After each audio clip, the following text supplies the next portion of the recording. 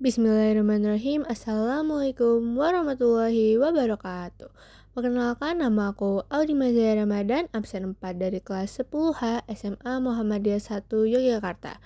Yuk, aku hari ini pengen ajak teman-teman semua untuk mengenal lebih dekat mengenai Kiai Haji Abdul Razak Fahrudin. Siapa itu Kiai Haji Abdul Razak Fahrudin? Kiai Haji Abdul Razak Fahrudin atau biasa dikenal dengan Pak AR. Beliau lahir pada tanggal 14 Februari 1916 di Cilangkap, Purwangan, Pakualaman, Yogyakarta. Beliau juga merupakan Ketua Umum Pimpinan Pusat Muhammadiyah dengan masa kepemimpinan terlama, yakni 22 tahun dari tahun 1968 sampai 1990. Beliau memiliki ayah yang bernama KH Fahrudin, yakni beliau adalah seorang lurah naib atau penghulu di Puro Pakualaman yang diangkat oleh kakek Sri Paduka Paku Alam ke-8, berasal dari Bleberan, Brosot, Galur, Kulon Progo. Sementara ibunya adalah Maimunah binti KH Idris. Beliau adalah keturunan dari Raden Pakualaman. Kiai Haji Abdul Razak Fahrudin berasal dari keluarga alim ulama dan dibesarkan dalam lingkungan Islam yang kuat, serta menempuh pendidikan agama di berbagai pesantren dan sekolah Islam. Sekolah formal pertamanya yakni di Standard School Muhammadiyah Bausasran pada tahun 1923. Pada tahun 1925, ia pindah ke sekolah Standard School atau Sekolah Dasar Muhammadiyah Prengan, Kota Gede, Yogyakarta. Setamat dari Standard School Kota Gede tahun 1928, ia masuk ke Madrasah Muallimin Muhammadiyah Yogyakarta. Selanjutnya mengenai peristiwa penting yang dialami oleh Kiai Haji Abdul Razak Fahrudin. Di Muhammadiyah, Pak Air Fahrudin pernah menjabat sebagai Ketua Pemuda Muhammadiyah, Ketua Ranting, Ketua Cabang, Ketua Pimpinan Muhammadiyah, Kota Yogyakarta, Ketua Wilayah, hingga akhirnya menjadi Ketua Pimpinan Pusat Muhammadiyah yang tercatat sebagai pemimpin-pimpinan Pusat Muhammadiyah terlama dalam sejarah, yakni selama 22 tahun dari tahun 1968 sampai 1990. Kiai Haji Abdul Razak Fahrudin memberikan kontribusi besar bagi dunia Islam, khususnya di Indonesia, melalui perannya di Muhammadiyah dan masyarakat luas. Jadi, kontribusi apa saja sih yang diberikan oleh Pak A.R. Fahrudin terhadap masyarakat maupun dunia?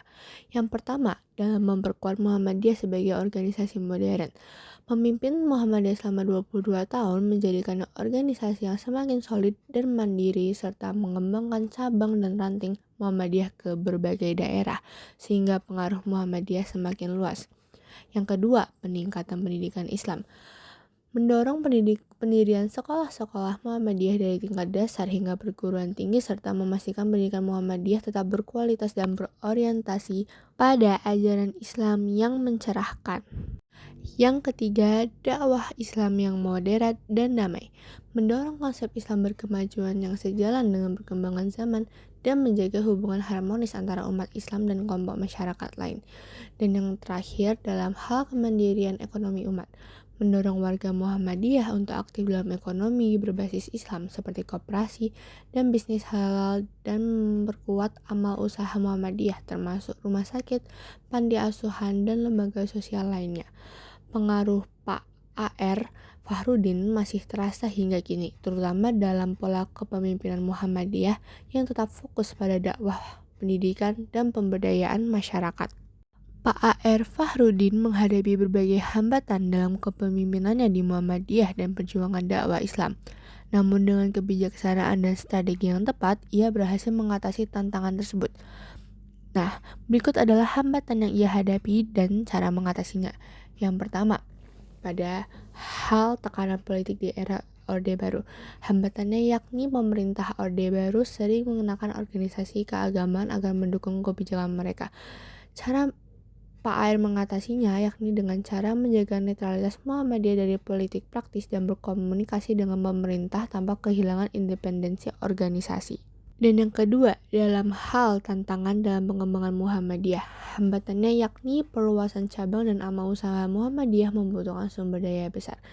Cara Pak AR mengatasinya yakni dengan cara meningkatkan kaderisasi dan melatih pemimpin-pemimpin muda untuk mengelola organisasi dan memanfaatkan sistem gotong royong serta wakaf untuk membangun sekolah, rumah sakit, dan amal usaha lainnya. Dan yang terakhir yakni dalam hal persaingan dengan ideologi lain. Hambatannya adalah Muhammadiyah harus tetap berada di jalur Islam berkemajuan tanpa terjebak dalam ekstremisme atau politik praktis.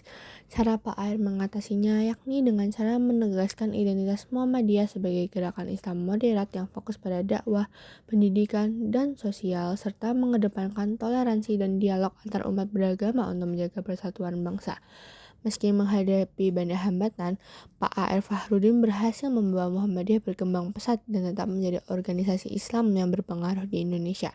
Kepemimpinannya yang sederhana, bijaksana, dan berorientasi pada dakwah serta pendidikan menjadi contoh bagi generasi penerus.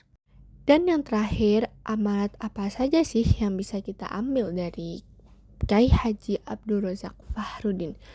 Kiai Haji Abdul Razak Fahrudin meninggalkan banyak amanat dan pelajaran berharga yang bisa dijadikan teladan, baik dalam kehidupan pribadi, kepemimpinan, maupun perjuangan dakwah Islam. Nah, berikut beberapa amanat dan pelajaran yang bisa diambil dari Pak A.R. Fahrudin. Yang pertama, kesederhanaan dalam hidup.